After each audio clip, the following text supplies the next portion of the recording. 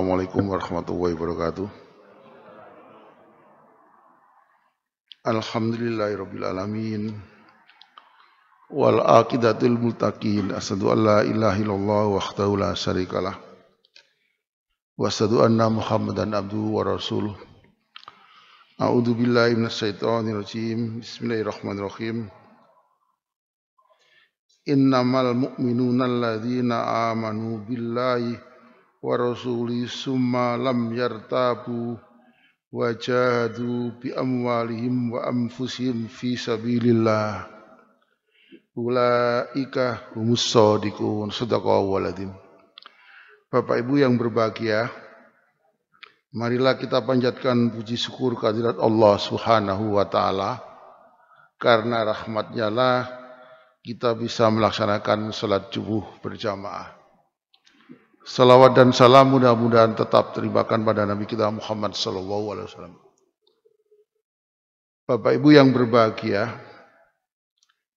tadi saya baca surat Al-Hujurat ayat 15 yang bicara tentang perkhidmatan. Perkhidmatan itu menurut Quran itu bisa dimaknai jihad. Berjuang secara sungguh-sungguh. Bapak Ibu yang berbahagia,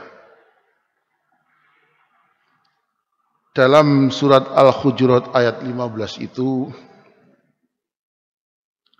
ada dua hal yang mesti kita perhatikan bersama. Terjemahannya memang secara menyeluruh, sesungguhnya orang-orang mukmin yang sebenarnya adalah mereka yang beriman kepada Allah dan Rasul-Nya. Kemudian mereka tidak ragu-ragu dan mereka berjihad dengan harta dan jiwanya di jalan Allah. Mereka itulah orang-orang yang benar. Jadi menurut hemat saya, stressing atau titik tekan ayat 15 surat Al-Hujurat ini adalah kalimat bi amwalihim wa anfusihim fi sabilillah. Berjihadlah dengan harta dan jiwamu di jalan Allah. Mereka itulah orang-orang yang benar. Bapak Ibu yang berbahagia, jadi dengan demikian, dual tadi, bi amwalihim wa anfusihim, dengan harta dan jiwa, ini yang perlu diperhatikan. Gitu.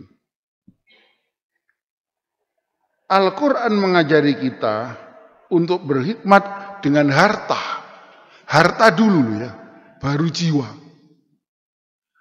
Sementara realitasnya, banyak orang berkorban untuk jiwanya, tapi jarang sekali berkorban untuk harta bendanya.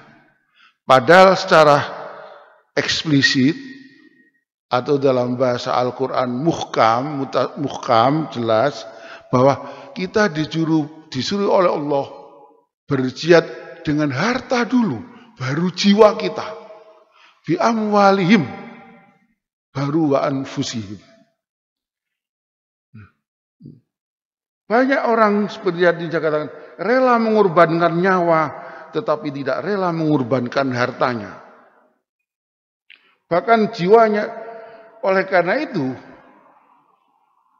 jihad dengan harta dalam Islam didahulukan daripada jihad dengan jiwa. Saya ulangi lagi, dalam Islam berjihad itu harta dulu, kemudian jiwa. Contoh yang paling dekat, berjihad atau berkhidmat dengan harta adalah zakat. Saya tidak akan cerita tentang zakat dari hukum dan syariahnya, tapi saya bicara apa implikasi, apa hikmahnya kalau kita berjihad dengan harta, konkretnya zakat misalnya, walaupun berjuang dengan harta itu tidak hanya sekedar zakat, bisa infak, bisa sodako. Ya. Bapak Ibu yang berbahagia, salah satu manifestasi cara Allah mendidik kita dengan mengorbankan jiwa itu adalah untuk menghilangkan ego kita. Harta itu sesuatu yang sering kita pertahankan. Karena sering kita pertahankan, kadang-kadang sebagian masyarakat itu yang 2,5% saja yang sesungguhnya itu bukan miliknya, itu dia tidak mau mentasarufkan. Itu contoh konkret manusia ego terhadap hartanya. Padahal cuma 2,5% secara syar'i itu. Padahal yang kita miliki itu 97,5%. Kan jauh sekali itu rasionya itu antara 2,5% dengan 97,5%. Tapi 2,5% pun kadang-kadang sebagian masyarakat yang mengaku mukmin, orang yang beriman, itu tidak mau melepaskan. Padahal dengan hartamu, baru dengan jiwamu. Oleh karena itu, zakat ya, itu adalah melatih ego kita. Jangan sampai kita itu dikuasai oleh ego kita. Makanya pada saat kita kedatangan penceramah anggota DPR kita itu, puasa itu adalah tarbiyatul iradah. Padahal masih ada di samping ada tarbiyah, ada tahalli, ada tahalli, ada tajalli. Nah, nanti kita tidak tahu, saya sudah tidak punya kesempatan lagi untuk mungkin tahun depan kalau kita didaktir untuk sama-sama hidup. Apa itu tahalli, apa itu tahalli, apa itu tajalli. Bisa dipelajari di lain waktu. Bapak Ibu yang berbahagia, di antara latihan itu adalah mengeluarkan harta. Harta adalah sesuatu yang selalu kita inginkan. Orang kadang-kadang kalau bahasa orang giri, rino wengi golek duit. Wis pensiun itu masih perlu kerja lagi. Padahal pensiun itu kan sesungguhnya penanda bahwa kita itu untuk mengakhiri. Berilah kesempatan orang lain untuk atau generasi yang lebih muda untuk mengisi posisi kita. Nah, itu salah satu cara bagaimana kita itu sangat dipengaruhi oleh harta. Kita hanya bisa belajar untuk menaklukkan keinginan kita dengan mengeluarkan harta yang kita cintai. Jadi salah satu cara untuk mempelajari ego adalah mengeluarkan harta yang kita cintai. Bapak Ibu yang berbahagia, apa hikmah atau faedah wajahidu bi amwalihim wa anfusihim? Kita bisa belajar banyak tentang bagaimana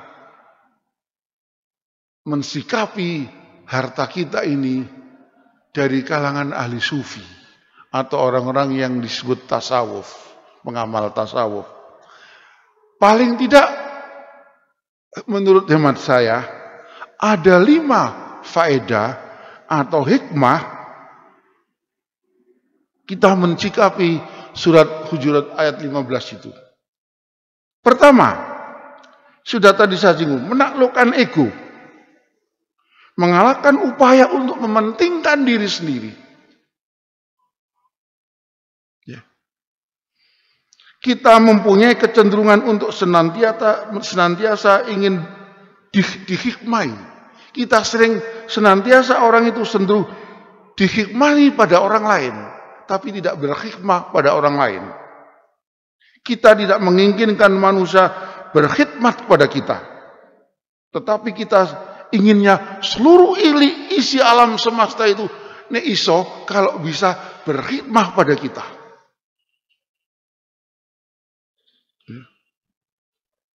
Itu pelajaran pertama, faedah yang pertama. Faedah yang kedua,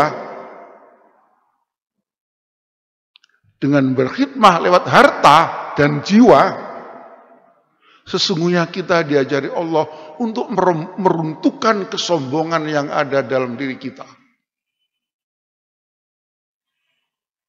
Coba, mentang-mentang soge dewe, itu sebetulnya menderita. Saya mengenalkan orang yang, kata orang Gresik, sindiran orang yang Gresik itu tajam, orang yang tidak mau mengeluarkan harta itu. Pelit lah. Saking pelit itu kata orang Gresik. Dulu awalnya itu istilahnya Muhammad Ali. Gegem itu kan pelit ya. Muhammad Ali. Wah, orang itu Muhammad Ali. Itu kata orang Gresik itu pelit. Tapi ada yang lebih nyinyir daripada sindiran orangnya. Apa? Gegem banyu tidak netes. Coba bayangkan. Saking peliti, gegem banyu itu tidak netes. Itu sindiran orang Gresik. Waktu saya kecil itu ada kata, wah, dia bilang ke teman saya bilang, Mam, iku gegem banyu itu tidak netes tuh, bayangkan. Memegang air saja tidak netes, alangkah pelitnya. Jadi faedah yang kedua untuk berjihad di jalan Allah dengan harta dan jiwa kita adalah meruntuhkan kesombongan. Orang yang sulit, orang yang sombong itu sulit mendekat pada Allah. Karena takabur, yang punya hak takabur itu hanya Allah semata. Karena memang Allah itu akbar. Manusia itu bukan akbar, manusia itu kecil. Coba, di hadapan alam semesta, bumi itu seakan-akan seperti butiran debu. Itu bumi loh ya. Bayangkan kalau bumi itu seperti butiran debu. Di hadapan alam semesta ini, terus menungso sak piro. Kok bisa dia sombong gitu? Maka surat Al-Hujurat itu bi amwalihim wa anfusihim itu pelajaran untuk meruntuhkan kesombongan kita. Karena sombong tidak mungkin dia bisa dekat dengan Allah. Karena yang akbar itu adalah Allah. Takbiratul ihram, Allahu Akbar, itu sesungguhnya pengakuan akan diri kita kepada yang maha akbar. Dan manusia itu kecil. Oleh karena itu tidak kecil, tidak layak kita takabur atau sombong atau merasa besar. Nah, tapi kadang-kadang kebesaran itu seperti busana. Sehingga dengan demikian ada kata-kata begini, kebesaran adalah busanaku. Barang siapa yang menyaingi, Allah bilang ya, kebesaran adalah busanaku. Barang siapa yang menyaingi kebesaranku, maksudnya Allah, aku akan campakkan dia. Orang tidak mau berkhidmat, hanya dikhidmati orang lain. Orang yang tidak mau berkhidmat pada orang lain, maunya hanya dia dikhidmati orang lain, itu orang sombong. Dan oleh Allah dicampakkan dirinya. Nauzubillah min dzalik. Moga-moga kita tidak sampai begitu. Ya. Maka sesungguhnya orang yang bertakbiratul ihram secara tulus dan dihayati sepenuh hati, tidak mungkin dia sombong. Karena yang akbar itu hanyalah Allah. Hikmah yang ketiga, Bapak Ibu yang berbahagia, ya, adalah kita selalu dekat dengan Allah. Mendekatkan diri kepada Allah. Manusia itu sesungguhnya dalam rangka berkhidmat kepada Allah, itu jalannya adalah berkhidmat kepada manusia. Sederhananya dia harus melayani manusia. Khalifah ini ja'ilun fil ardi khalifah itu ditugaskan untuk melayani manusia yang satu pada orang lain. Makanya hadis Nabi bilang, manusia yang baik adalah manusia yang bermanfaat bagi orang lain. Bermanfaat bagi orang lain itu adalah melayani orang lain. Cuman kita kadang-kadang lebih senang dilayani daripada melayani. Sudah mulai naik posisinya, tasnya saja sudah dibawakan. Dan itu memang enak. Bahkan dulu ada pemimpin kacamatanya saja dibawakan juga. Memang enak. Tapi itu sesungguhnya merongrong diri kita kalau kita mengalami sadar. Jadi itu Allah menjadikan kita itu sebagai khalifah itu melayani orang lain dalam rangka mengabdi kepada Allah. Manusia itu kan posisinya dua. Khalifah ya abdillah. Khalifah melayani dalam rangka abdillah, mengabdi kepada Allah. Coba bayangkan, mungkin ada yang masih kerja, ada yang sudah pensiun seperti saya. Saya ingin mengingat sedikit saja. Ada 3 paradigma kerja itu sebetulnya. Kalau orang kerja tujuannya cari uang, dia tidak akan pernah bahagia. Kawan-kawan saya dulu itu, maaf, ini tidak dalam konteks menjelekan, tapi sekedar contoh saja. Karena saya itu guru, biasanya awal tahun, terus sebulan kemudian setelah awal tahun dapat struk gaji kan. Kalau gajinya tidak naik itu komentarnya sering, lo podo ambek tahun wingi. Sama kan, tidak naik. Bahkan tadi, kemarin lusa ada teman saya, wis petang tahun Pak, tidak munggah. Tidak bahagia.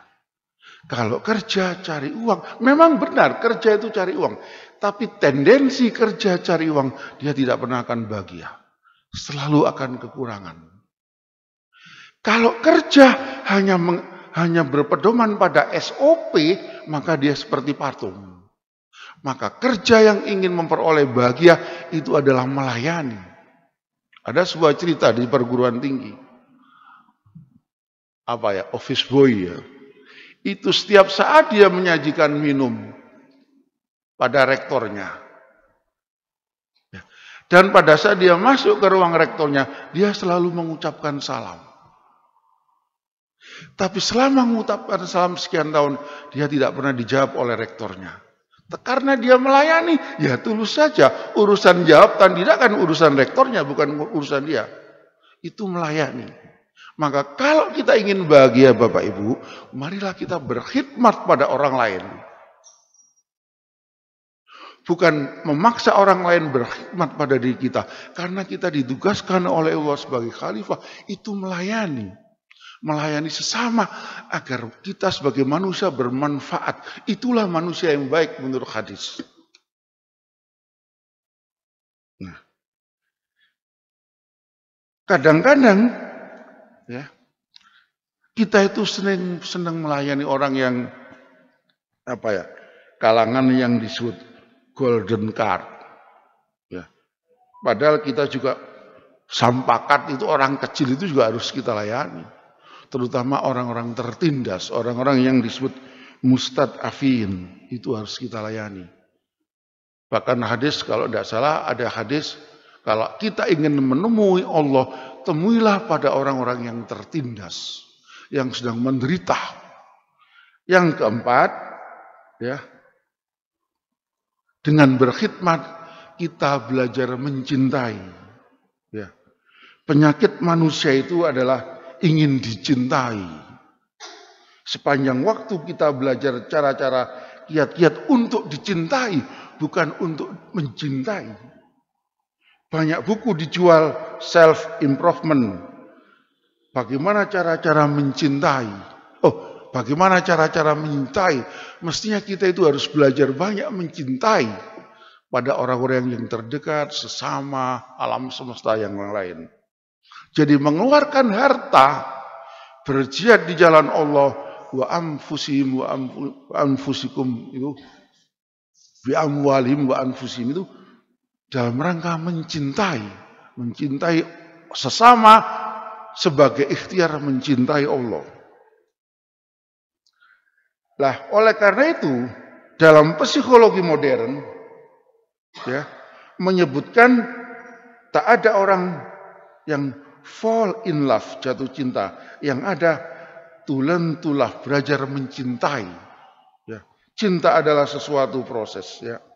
Dan yang terakhir, Bapak Ibu yang berbahagia, yang kelima, ya, kita dengan jihad wa anfusikum bi amwalihim wa anfusihim, kita akan memperoleh praktek perkhidmatan kepada sesama kita sebagai ikhtiar mensucikan jiwa. Jadi dengan berjihad dengan hartamu dan jiwamu itu dalam rangka mensucikan jiwa kita. Jarine wong Jawa ojo kemilian gitu loh. Makanya saya pernah menawarkan tagline pada teman lazismu itu, sesungguhnya milik kita itu adalah apa yang kita berikan. Bukan apa yang ada dalam kantong kita. Bukan apa yang ada dalam yang kita nikmati. Tapi milik kita adalah apa yang kita berikan. Kiai Dahlan bilang begini, kamu bisa sekaya mungkin. Bahkan mungkin kaya sedunia. Tapi apa kata Kiai Dahlan? Gunakan sedikit mungkin untuk dirimu, yang banyak sekali itu untuk menegakkan agama. Itu Kiai Dahlan pernah bilang begitu. Maka banyak jalan untuk mendekati Allah. Ya. Dan mendekati Allah itu jalannya sebanyak manusia itu sendiri. Dalam Al-Quran itu ada kata subulas salam, jalan-jalan keselamatan. Jadi jalan menuju Allah itu bukan tunggal, tapi subulas salam. Ya. Jalan yang paling dekat kepada Allah adalah membahagiakan orang lain di sekitar kita. Kita, engkau, aku, engkau, kita, kami berkhidmat kepada mereka, orang-orang yang perlu dicintai dan dikasih. Moga-moga bermanfaat. Billahi taufiq wal hidayah. Wassalamualaikum warahmatullahi wabarakatuh.